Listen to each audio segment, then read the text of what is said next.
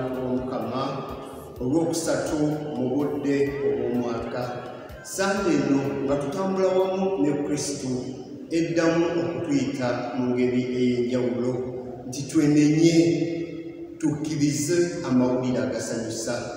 Sande ya leero tukimanyi bulungi nti ono bwe tutambula naye asinga abalanzi bonna, abalamuzi, bakabaka abali mu kiragaano ekikadde, kubanga mwana wa Katonda.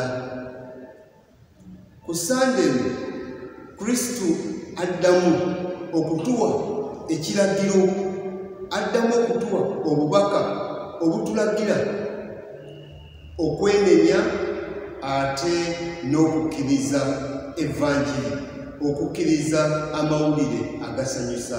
Omukama byatuyitira ku Sande eno bitusaba ate nga bitulagira tuve mu kkubo ekkadde, twenenye tuleke ekkubo ery'ekibi, tukkirize tutambulire n'Omukama nga okukkiriza kwaffe kweyoleka mu bikolwa byaffe. Mujjukira nga tuli mu budde obw'amatuuka, Isaaya omulanzi yatuleetera amawulire ng'agamba mutegeke ekkubo ly'Omukama kubanga ajja, mumutegekere mwasanjala mwanaayita. Oyo Isaaya ng'atutegekera okujja kw'Omukama. Yowaana Batisita mu ngeri y'emu naye n'ayongera okutuyita nti banne mwenenye mutegeke ekkubo era n'abatiza mu batiisimu ey'okusonyiwa ebibi.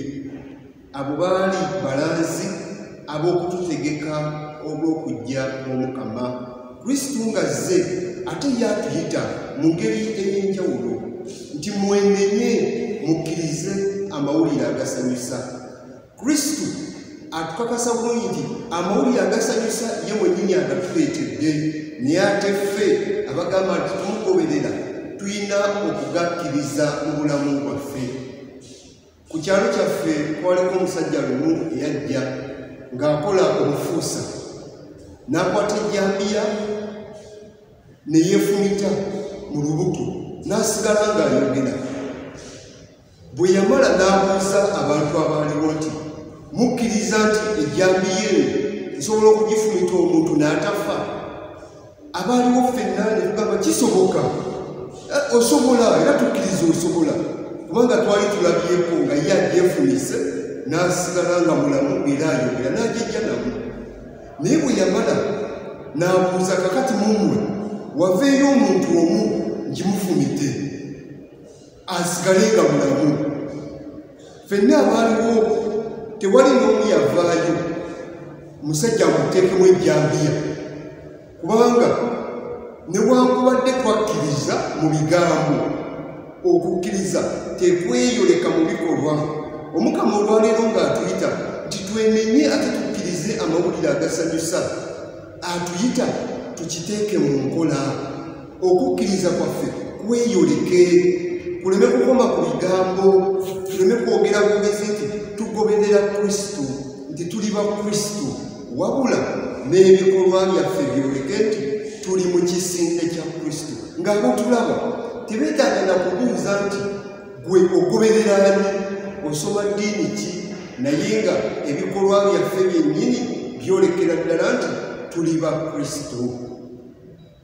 Mu ssomo erisoose Jona bwe bamutuma e Ninive yasooka n'agaana, naye essomo bwe litandikidde olwaleero ku Sande eno, Omukama yaddamu n'amuyita ng'ekyennyanja kimaze okumuwanda, n'addamu n'amutuma eri abantu be. Era Jona n'agenda ng'ayita mu kibuga Ninive ng'alangirira nti bannange sigadde ennaku 4 Omukama asanyeewo ekibuga kino, ne mwenenye. Abantu bonna okuva ku bw'ekitiibwa ennyo kabaka okutuuka ku asembayo, bonna ne bawulira Jona byayogera ne babikkiriza, ate okukkiriza kwabwe ne kutuuka mu bikolwa byabwe. Bwe batyo ne beenenya, ne bambala ebisula, ne beesiiga evvu, Omukama n'abasonyiwa. Ffenno tuli ba mukisa kubanga tuyina asinga Jona ali mu makkati gaffe asinga Jona emirundi gyonna. Jona bali basobola okumuwulira. Olwo alabisa ffe Omukama yennyini baayita nti mwenenye mukkirize amawulire agasanyusa. Tusaanye twesomeko nti amawulire gano agatuleetedde ate wakitiibwa, ate ye mwennyini ne byasuubiza agenda bituukiriza. Biseera bingi Omukama ng'atuyise tumanyi okulowooza nti tulina obudde, tukyalina ekiseera okusalawo. Essomo eryokubiri mu ngeri ey'enjawulo liddamu tugamba nti gwe nange kano ke kadde ke tulina okudda eri Omukama. Kano ke kadde ke tulina okugondera amawulire agasanyusa n'okukola kye gatusaba.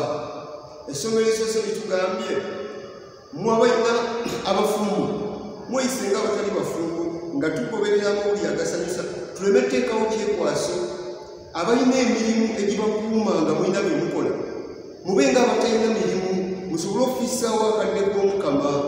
Abatalina mirimu mubeere nga abalina emirimu, musobole okutendereza Omukama. Alina ttivi ewaka, beera nga atagiyina gigyeko osobole osoma ku ssaala ereme kukujja ku Katonda.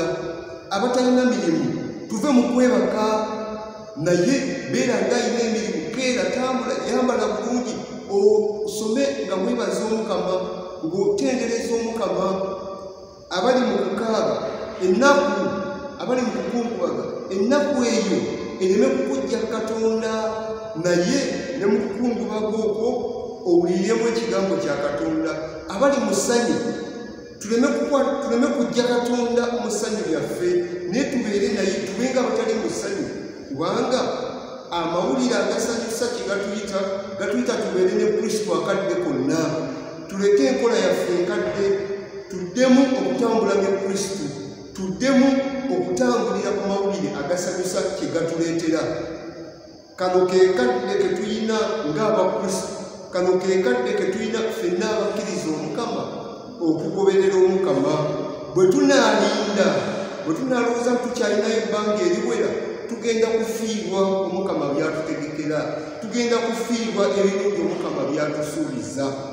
Ekirungi era ekyasinza okutugumya, ono atuyita, ono atugamba twenenye, ono atugamba tukkirize amawulire agasanyusa, yennyini agenda kutuukiriza byatusuubiza. Omukama abeere nammwe.